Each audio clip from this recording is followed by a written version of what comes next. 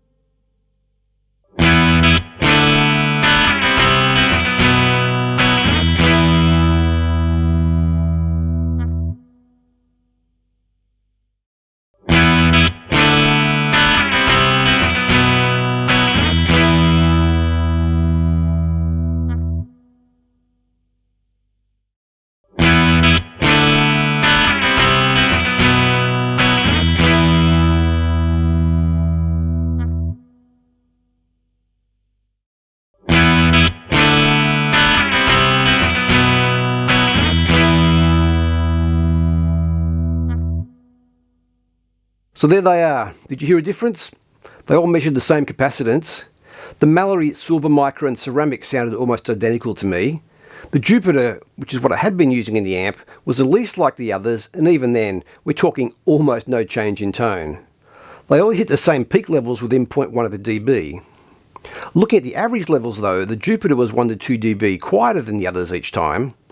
I had heard that silver mica caps marked SM aren't as reliable, and that one did get noisy at one point, so I wouldn't use it. Other than that, I would say it doesn't matter. I have a new respect for ceramic capacitors though. So thanks for watching. Please like and subscribe, hit the drop down menu and select the bell icon so you get notified when I make some more of these, and I'll see you next time.